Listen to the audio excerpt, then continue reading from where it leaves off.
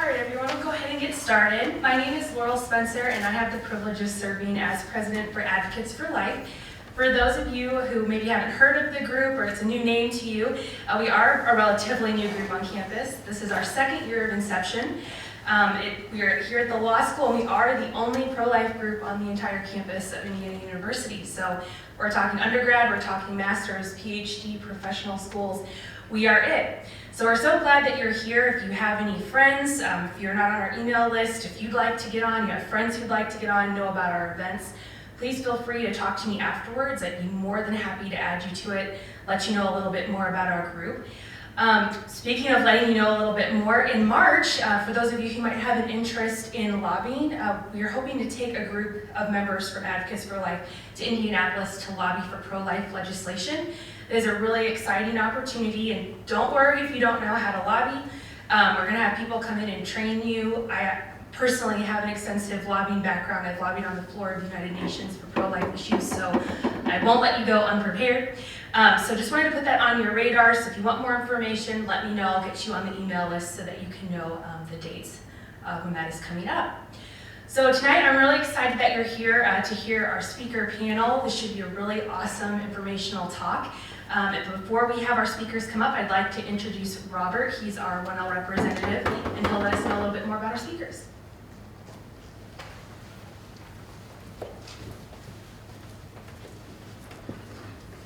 Good evening, everyone. My name is Robert Rallett, and we thank you so much that you guys came out tonight. We're really excited to have you all here. With us today, we have Dr. Daniel Ippolito and Dr. Kimberly Lyle-Ippolito. Dr. Ippolito received his BS in biology from Yale University in 1979 and his Ph.D. in zoology from the University of Texas at Austin in 1985. His doctoral research focused on competition between an invasive species and native bass in a power plant reservoir in East Texas.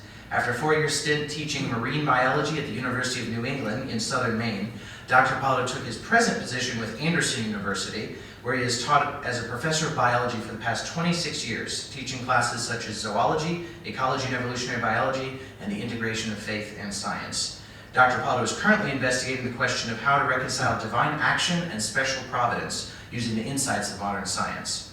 Dr. Ippolito enjoys reading, traveling, and classical music. He's also an accomplished martial artist, holding the rank of 5th degree black belt in Okinawan, you'll have to pronounce it for me again, Gujuru Karate. Dr. Ippolito is married to Dr. Kimberly Lyle-Ippolito.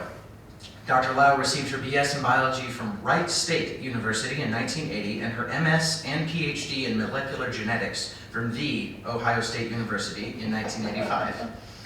She completed a post-doctoral research position at Case Western Reserve University in vaccine development before moving to the Cleveland Clinic Foundation as a virologist. She then accepted the position of Chief of Virology at the Dayton, Ohio VA Hospital and taught as an adjunct professor at Wright State University College of Medicine. Dr. Lyle joined the AU faculty in the fall of 2000, where she teaches classes such as microbiology, genetics, and immunology. She maintains an active undergraduate research program in genetics and microbiology, studying gut microflora in mice, anaerobic bacteria and spore formation, and bacterial and fungal alpha amylase activity. She is currently completing a Master's of Theological Studies at the Anderson University School of Theology, and she is also a member of the Anderson Symphonic Choir and is the music director at St. Mary's Catholic Church in Anderson, Indiana. Dr. Ippolito and Dr. Lyle are joined by one of their 5 children, Philip, who we're very glad to have here with us today. So ladies and gentlemen, will you please give your attention to Dr. Ippolito as he advocates for the pro-life view using a novel scientific approach. Thank you, Robert. I want to thank, of course, AFL for giving me this opportunity. This, of course, is the issue, the moral fault line in our society that doesn't seem to go away. So first of all, there are many angles from which to approach this issue, obviously. But first, and maybe this is obviously my bias as a biologist, let's be clear about what science can and cannot say, what science can and cannot contribute to the debate. Let's look at a quick review of human development. As you may or may not know, The fertilized egg is implanted in the uterus around the 8th day after fertilization. At this point, it's sometimes referred to as a blastocyst, and if you have followed the stem cell debate, which seems to have fizzled a little bit, but this would be the stage at which embryonic stem cells would be extracted, which of course requires the destruction of the embryo. The embryonic period is defined as the period from the 3rd to the 8th week of gestation. This is the most important period in the development of the central nervous system and the internal organs. And then the fetal period starts at 9 weeks of gestation. This is when the muscles develop rapidly, and I should qualify this statement. By about 28 weeks, the fetus is capable of sustaining life on his or her own. As I will show later, there have actually been cases of preemies younger than 28 weeks which were able to survive and are now 6, 7, 8 years old. So technology is advancing. A few developmental milestones. 12 weeks is roughly the end of the first trimester, and in the early post-Roe v. Wade years, there was a lot of talk about the first trimester of gestation. At 12 weeks, the pancreas is functioning, it's producing insulin, fingernails and toenails begin to appear, and the fetus can suck his or her thumb, and apparently now that we have the technology to detect such things, can get the hiccups.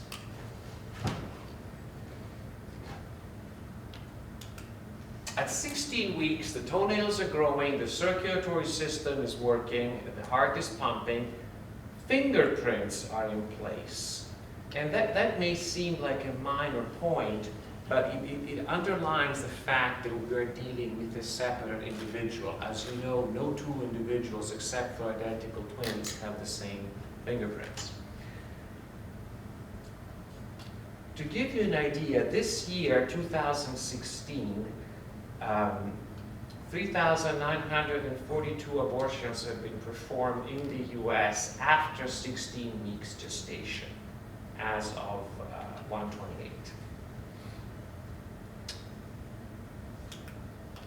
At 20 weeks, the major joints are movable and the skeleton has started to ossify. As you may know, most of the skeleton, the long bones, the ribs, the limb bones, start out as cartilage models, and then the cartilage is invaded by blood vessels, and then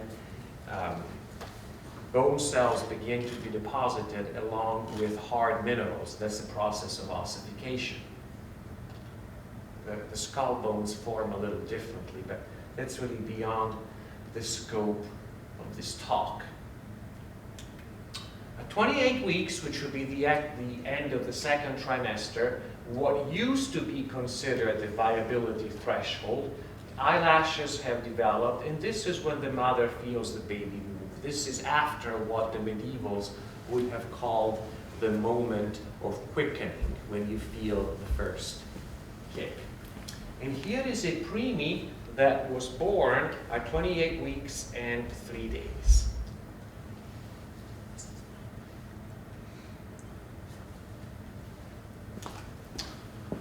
Now, this issue of viability. Viability is defined as the point at which the fetus becomes potentially able to live outside the mother's womb, albeit with artificial aid. It's usually placed at about 28 weeks. It may occur earlier. I did some quick research, and there are some debatable cases of younger preemies, but the one for which there's a reliable count is this little girl, Amelia Taylor, who was born at 21 weeks and 6 days in 2013, and she's still alive and by all accounts doing fairly well, even though preemies almost invariably have some developmental problems. So this is a very brief outline of the prenatal development. Kimberly, anything I might have skipped? Anything you want to add? Now, I've already harped a little bit on this issue of viability, because the question, of course, is whether viability can provide ethical guidelines. Originally, back in '73, Roe v. Wade established a trimester framework. States could regulate abortion after the 28th week on the grounds that they had a compelling interest in protecting potential life. That was modified in Planned Parenthood versus Casey in '92, which uses the undue burden language. States can regulate abortion in ways not posing an undue burden on the right of the mother. And of course, that introduces an element of subjective judgment. After '92, viability itself was legally dissociated from the 28-week threshold, because with improvement in technology, we now have preemies at 26, 25 weeks that potentially can survive. So undue burden was left to the state legislatures, and partial birth abortion became a reality. Now, partial birth abortion, I put it in quotation marks because it is not scientifically a technical term. What it means basically is that, the child is killed, terminated, when it is partially outside of the mother's womb.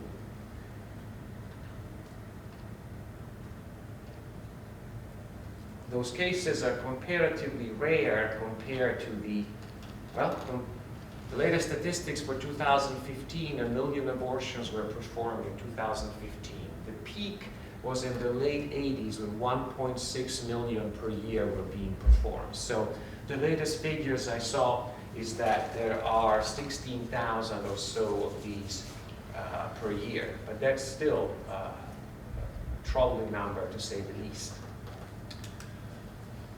Now, 41 states have laws restricting in one way or another post-viability abortions. 32 states have enacted have banned the procedure called IDE, intact dilation and extraction. This is the technical term for partial birth abortion. The baby is extracted partially, so that technically at least a portion is still in the womb. The skull is crushed, and then usually it's removed in several large pieces.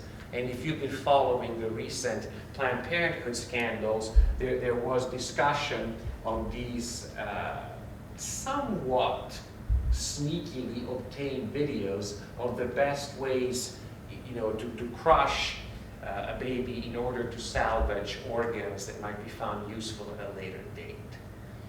Now, 19 state laws are currently in effect. A lot are still being litigated.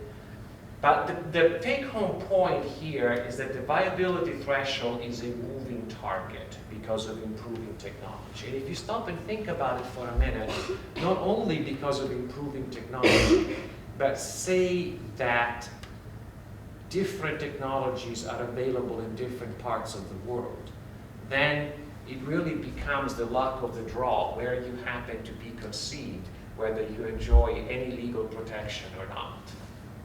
So the viability threshold is no longer very helpful in making ethical decisions. Now, in 2003, Congress passed the Partial Birth Abortion Ban Act, and I gave a long quote. I kind of violated the #1 rule of PowerPoint presentations: don't crowd your slides with a lot of text, because I thought it was worth it to read it in its entirety. Partial birth abortion is defined under this act as follows: an abortion in which the person performing the abortion deliberately and intentionally vaginally delivers a living fetus until, in the case of a head-first presentation, which I believe, Kimberly, you might correct, it's about 90% of the cases. Yes. the entire fetal head is outside the body of the mother, or in the case of breech presentation, any part of the fetal trunk past the navel is outside the body of the mother, for the purpose of performing an overt act that the person knows will kill the partially delivered living fetus, and performs the overt act other than completion of delivery that kills the partially delivered living fetus. Sometimes this is gotten around by injecting a strong saline solution or some other substance that basically poisons the baby in the womb, so that what is extracted is already dead, and so by the letter of the law you're not violating this act. The ban was upheld by the Supreme Court in a 5-4 decision, as most of them seem to be these days, especially when it comes to abortion, in Gonzalez versus Carhart. And I may be stepping outside of my sphere of expertise here, especially in front of some law students, but I cannot shake the nagging feeling that the law of the land and what is ethical and unethical ultimately depends on the mood in which Anthony Kennedy happens to wake up on a given day. I don't know that anybody has ever had that much power of life and death during peacetime. But I'm editorializing now. So, to summarize, gestation is a continuum, and there are no clear cutoff points to help us determine if or when a developing baby should be protected under law. We can no longer rely on viability. Viability is a moving target. So I ask the question, shouldn't we err on the side of caution when human life is involved? To use kind of a simplistic analogy, you're out deer hunting, somebody moves in the bushes, do you shoot first and then check with the possibility that it's a fellow hunter?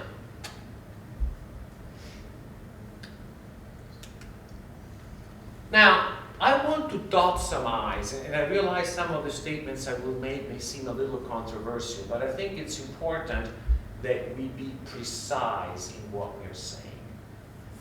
There is no such thing as potential life. An entity is either alive or it is not alive. You cannot be potentially alive. The embryo at any stage belongs to the species Homo sapiens and no other.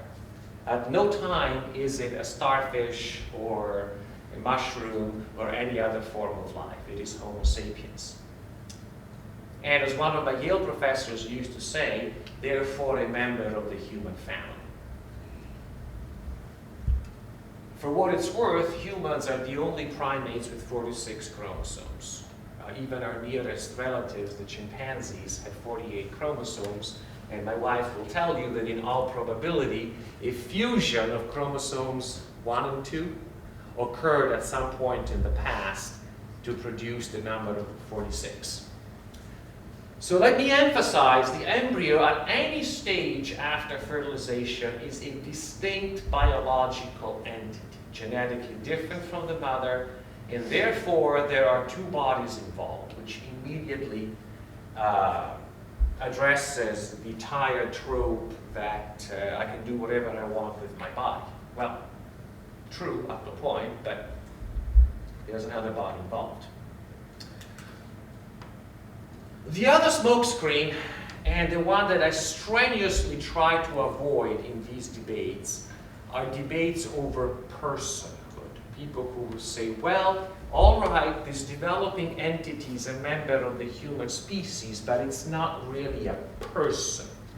Well, who decides what's a person? This is Peter Singer, who somehow managed to finagle a chair in bioethics at Princeton. Here are some direct quotes. Killing a newborn baby is never equivalent to killing a person. Newborns lack the essential characteristics of personhood, rationality, autonomy, and self-consciousness. And I think a moment's reflection will reveal that people in an advanced stage of dementia don't have those characteristics. I would argue, an athlete in the immediate aftermath of a severe concussion doesn't have those characteristics. None of us have those characteristics when we are asleep. So, again, another rhetorical question: at what age would a baby be off limits for purposes of liquidation, according to Dr. Singer? He actually gave an answer to that rhetorical question. 3 days. Parents should have 3 days after birth to decide whether to let this baby live or dispose of it.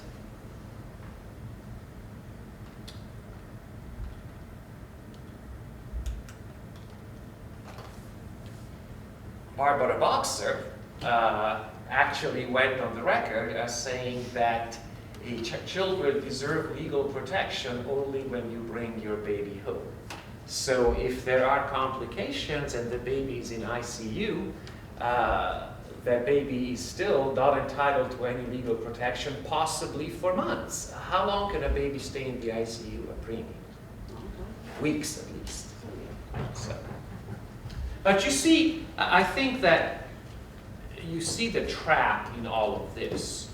If human dignity, let alone legal protection, can be conferred by somebody's more or less subjective judgment, it can also be withdrawn by somebody's judgment. That's a sticky situation.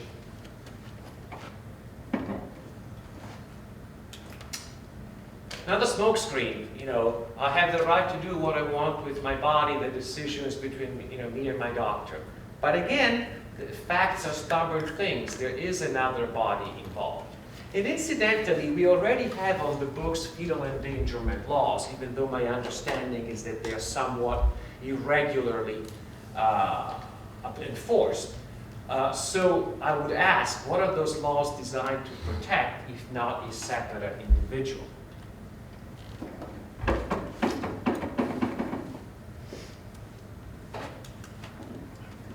Smokescreen number 3, this is the one that really gets my goat. And this is the one that I thought long and hard about, because this is probably the most inflammatory statement I'm going to put on the screen, but I decided to go with it to let the chips fall where they may.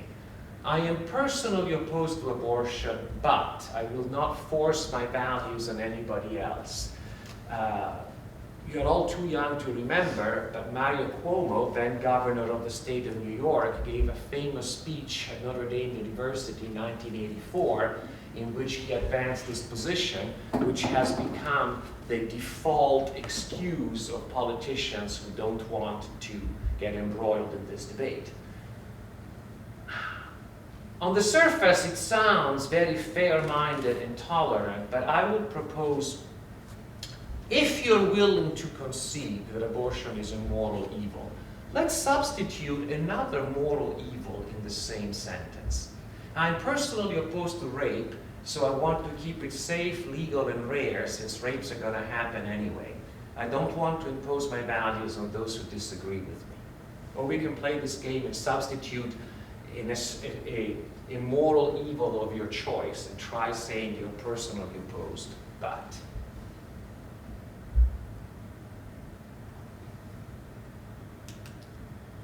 Number 4, do you want to get back to the days of back alley abortions performed by unqualified butchers?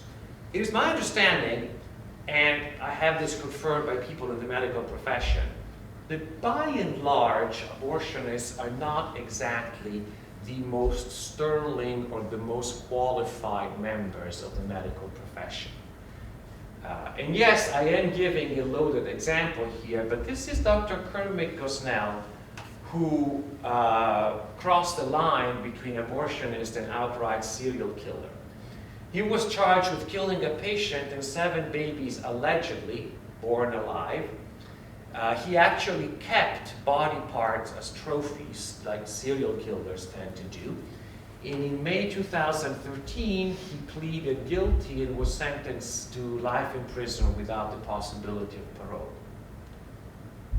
And if you remember, for a long time, most of the mainstream media avoided this case as if it were radioactive until it became impossible not to cover it.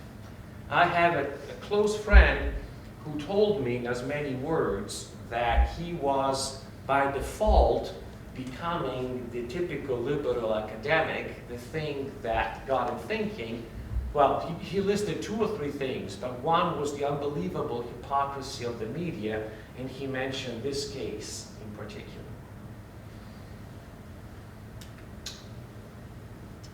Number 4, balancing the interests of the mother versus the interests of the fetus. What about the right to self-determination, privacy, my right to a future, a career, and so on and so forth?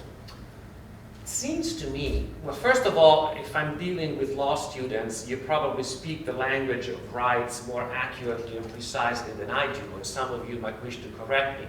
But it seems to me that some rights are more foundational because other rights rest on them.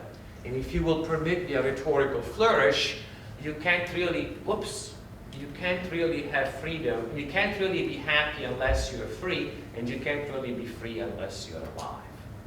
In other words, we all function by a hierarchy of values, by a hierarchy of priorities.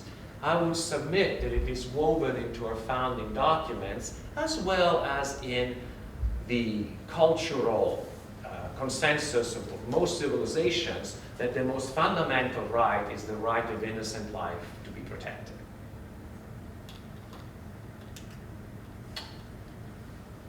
You're a man and you can't get pregnant. You just don't understand. This is one of those ad hominem attacks to silence a speaker when you don't like where the argument is going.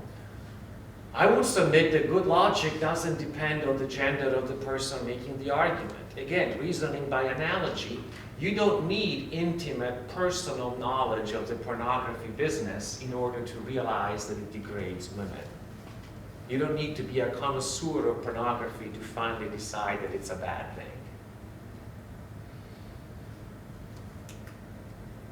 Number 7, this one hits close to home since my background is Roman Catholic. This is the seamless garment argument, which was advanced by Cardinal Bernardin, the late Cardinal of Chicago. And basically, he said that if we're going to encourage a culture of life, we need to be comprehensively pro-life, not just oppose abortion, but oppose, violence, war, capital punishment, and so on and so forth. Some people of dubious good faith ran with it and diluted this argument to the point of insanity. If you're really pro-life, then you're going to be in favor of wealth redistribution, you're going to support, you name it, any kind of social program, until finally it becomes this huge, vegetable minestrone in which the unique moral dimension of the abortion issue gets lost. And when I say unique moral dimension, I mean unique dimension. Worldwide, since 1980, it is estimated that we have performed almost 1.5 billion abortions with a B. That would be the population of China and some change. And in the United States, since Roe v. Wade in 1973, we have performed almost 59 million abortions. So that would be the population of Italy. Now, I would argue, not everybody who argues for the seamless garment is in bad faith, don't get me wrong. But I would respond that Christians in good faith can differ on some issues. Some Christians embrace the kind of Augustinian Thomist view of just war with all of its carefully qualified specifications. Other Christians embrace total pacifism. Those are both legitimate Christian positions. There isn't a whole lot of wiggle room for Christians on this thou shalt do no murder business. So even though I understand the good intentions behind Bernardin's seamless garment argument, I have reservations because I think it conflates and dilutes the issues.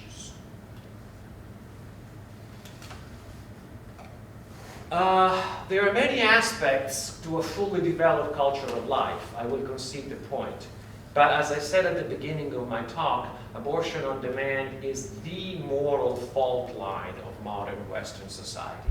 It really is where the rubber hits the road, where you have to clarify your view of ethics, human rights, and how you construct an ethic to live by. Excuse me, I'm going to channel an early Marco Rubio.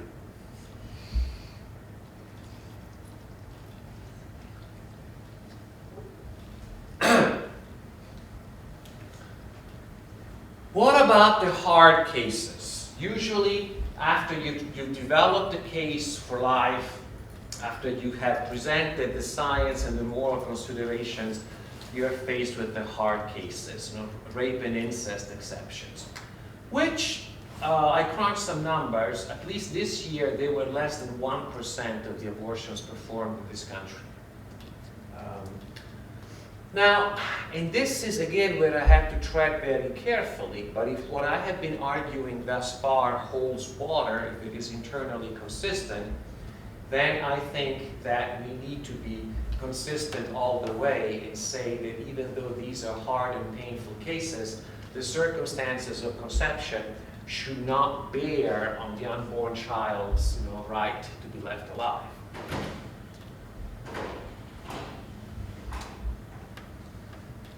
The ultimate hard case, of course, is when there is a genuine threat to the life of the mother. These are extremely rare cases, but they do happen. Ectopic or tubal pregnancies when the blastocyst implants in the fallopian tube, correct? Or some difficult uterine cancers. And this is where, again, a drawing of the resources of Catholic thought, which probably has explored these questions in greater depth than most. And I still struggle with this, but the idea is that you perform the surgery that will result in the death of the fetus in order to save the life of the mother. So the purpose was not to kill the fetus. The death of the fetus is an unfortunate side effect of your effort to save the life of the mother. This is called, in Catholic theology, it's called the double effect theory. So I don't know that this side of eternity there is a satisfying way to handle these cases. This is the best I've been able to come up with. So in conclusion, how do we go about encouraging a culture of life? Kimberly, anything you want to add or chime in? Okay, we will take some questions, try to answer them to the best of our ability. The more specifically medical questions, perhaps my wife is somewhat better qualified to answer. So I will open the field if there are any. Do I just turn this on and it'll work? Does anybody have a specific question?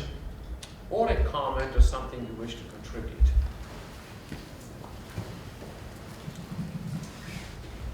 I am wondering how it is different to have the partial birth abortions that you mentioned, which are largely done to protect the health of the mother, and I'm wondering how that is different from the cases you just mentioned, whereby one undergoes a surgery that results in the death of the fetus in order to save the life of the mother. Well, I think the distinction is how severe is the threat to health. In other words, do we have the agreement of one or preferably more physicians that if we don't do this, the mother will die? That's when double effect kicks in. Otherwise, we are, in any decision regarding health, we are always to some extent playing the odds. Once upon a time, getting pregnant was one of the most dangerous things you could do, bar none.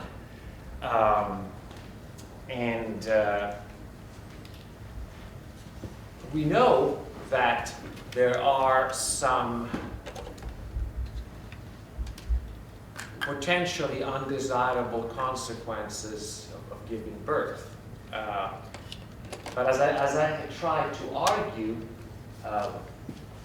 woven into the founding documents of this country, and I think woven into most people's consciousness, is the idea that life is a more foundational right. So I would argue there is a balancing act. What sort of health consequences are we looking at? What is the probability that those consequences will be realized?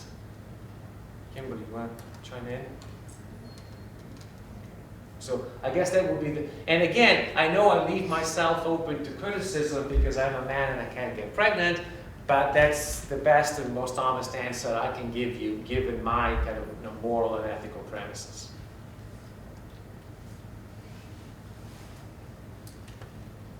We have other questions? As that kicks in. I do have a question, actually. I was wondering too, like, how do you distinguish between, say, the sanctity of human life and the sanctity of, say, non-human animals if you don't draw, say, some kind of personhood distinction?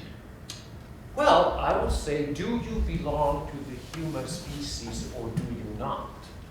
Now, over the years, I have come to consider more closely the, if you wish to call it, the rights of some non-human animals. We were at the orangutan house at the Indianapolis Zoo last summer, and I watched this little boy playing computer games with an orangutan. I am not a dog person, but we are dog sitting our son's dog, who is here at IU. And the moment he left, I saw that dog sit at the window, rather mournful. So it is clear that at least the higher mammals are capable of fear, are capable of some degree of self-awareness. And so I think they are due moral consideration. I have a colleague who likes to draw a distinction when it comes to humans and animals. He says that we all have moral value, but we don't all have the same moral significance. In the example he gives, he actually shows a picture of this woman who works at an orangutan refuge in Indonesia. And he says, if you notice, she can put herself in the orangutan's shoes and therefore show compassion and care for this animal. My friend would argue the orangutan, for all of its highly developed intelligence and cleverness, cannot put itself into our shoes. So that might be one avenue to draw that distinction. Now, Christians, of course, would argue that the distinction lies in the imago Dei, the fact that we are the only creature which is made in God's image. Now, of course, being made in God's image doesn't mean that God looks like us. Is God male, female, brunette, blonde, tall, short? That's ridiculous. There must be some other element that constitutes the imago Dei. But that would be a Christian response. I guess the other issue, and here we go back to Peter Singer. Peter Singer would say, well, a chimpanzee is probably more intelligent than a severely retarded human child, therefore the chimpanzee has greater moral significance. That's a slippery slope argument, because if we're going to couple moral significance to IQ, then judging by the tests I took, I have greater moral significance than 98% of the human population. But I would not presume to make that claim. So, as Robert mentioned, I teach ecology and environmental science. And one of the dilemmas in environmental science, when we start talking about, and I don't mean to digress, I will spend just 2 minutes on my topic because I think it does touch on what you're asking. When we discuss how to express good stewardship of the environment, the problem is always that some environmentalists feel such a strong bond, such strong kinship with the rest of the living world, that they would say, well, we are just part of the web of life, we're just another primate with a bigger brain, who do we think we are? That's the position that Aldo Leopold took later in life. And they would argue, if you place yourself above the rest of the creation, then you create alienation, and alienation leads to abuse and exploitation. So let's emphasize our kinship. On the other hand, if we are just another player in the game of nature, then what other organisms do is eat their prey, destroy their competitors, and propagate themselves to the maximum of their reproductive potential. So if we really wanted to play that game, that's what we should do. We don't. So there is no escaping the fact that there is some human uniqueness, some human distinctiveness, even if you don't want to cross over into religious territory. And that's why I will circumscribe a special set of protections around all the members of the human family. But I, for example, only eat, ethically grown, free-range, beef and chicken and eggs, and I've cut back on red meat for that very reason.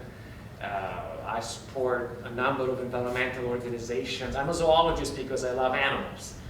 I think that what goes on in slaughterhouses, what used to go on in old school whaling is barbarous, knowing what we now know about those animals. But I would still argue for a human qualitative distinctiveness. I'm sorry, I've carried on, but you opened the floodgates of something I've given a great deal of thought to. I'll go ahead and take the next question. My question is, what's your opinion on the Planned Parenthood videos that have come out lately? Gosh. I guess two things shocked me. One, and I realize they've probably been edited and spliced to show these executives in the most negative light possible. And it's a standard defense, you're taking what I'm saying out of context. But there are some things that no context can salvage or redeem. So what really struck me was the casual callousness over, drinks and a salad, discussing different ways, to crush a human fetus to salvage some organs. So that I found shocking. I also found it shocking that more people didn't find it shocking. And in terms of a very recent legal controversy, I think it is a sad commentary on our society that some court somewhere is focusing on the illegality by which the videos were obtained instead of focusing on the horror of what is in the videos. Incidentally, I mentioned to you that compared to the all-time peak, the number of abortions in this country has decreased significantly. But I just came across some figures last week that, on the other hand, the number of abortions performed or referred to by Planned Parenthood has increased 250%. So there is no denying, that is part of the business that they're involved in. So I was shocked. I was shocked, and I said I was shocked. No, I was predictably disappointed by the lack of an uproar about those videos. Thank you. Do we have other questions?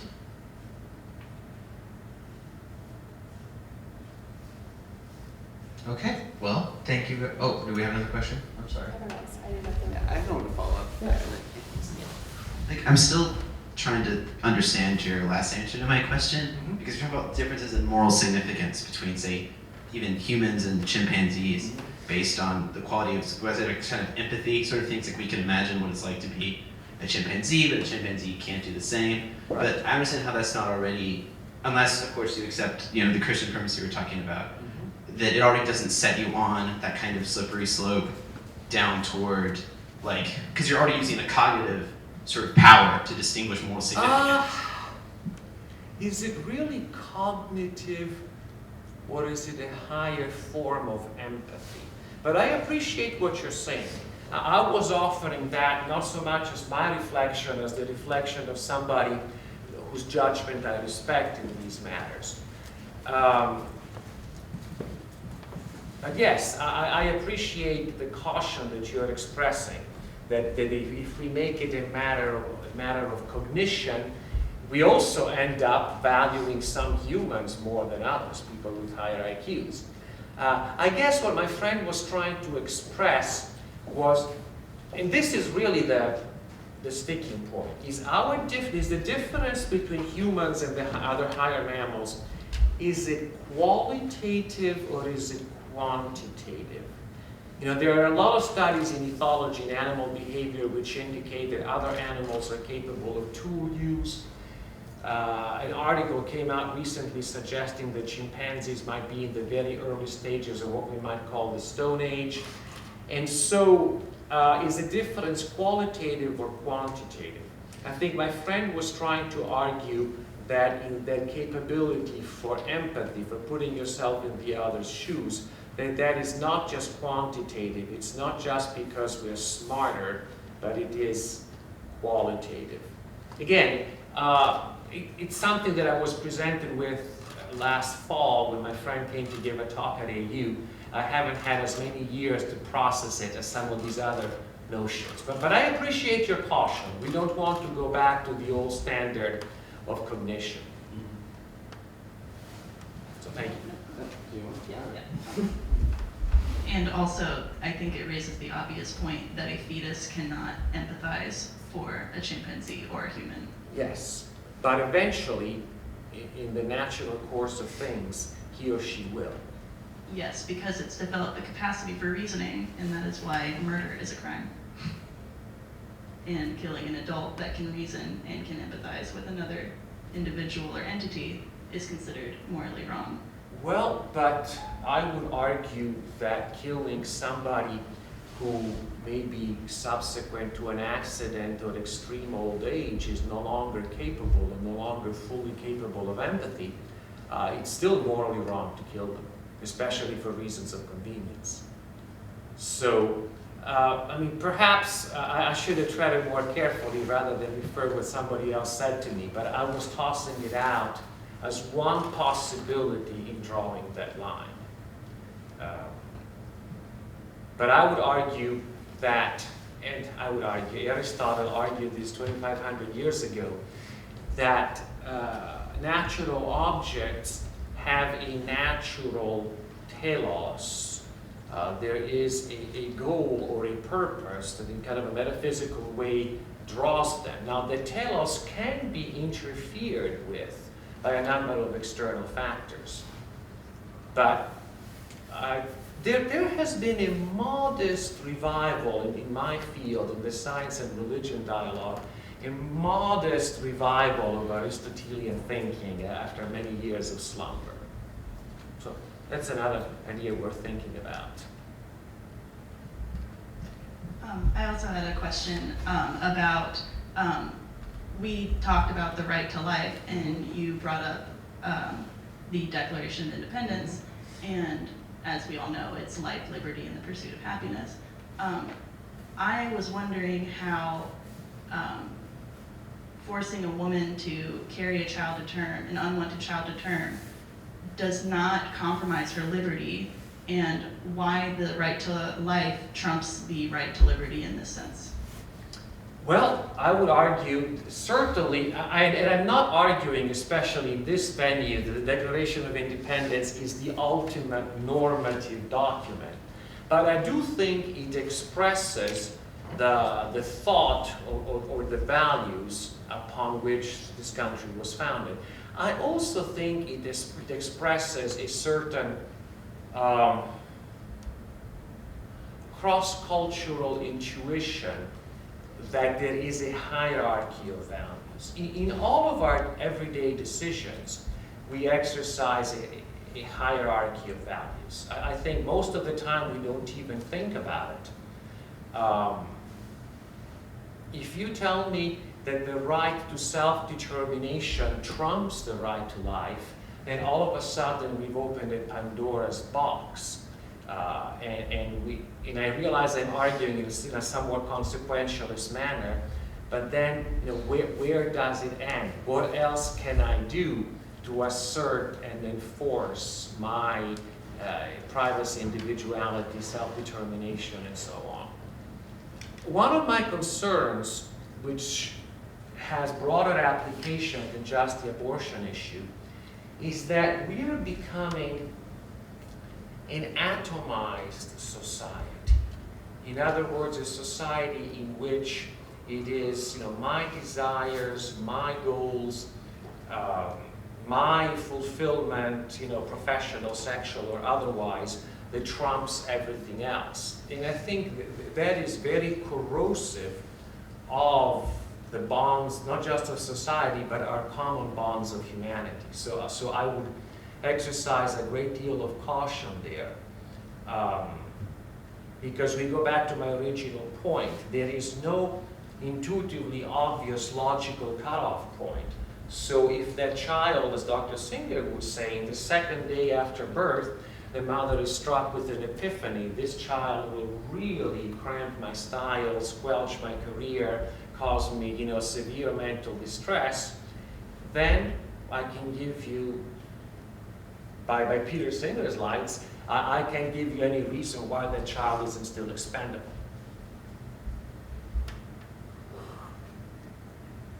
Notice, let me dot some I's. I am not saying that privacy, self-determination, career plans are not meaningless or worthless considerations. I am just suggesting that they still need to be placed in the context of a hierarchy of values and concerns.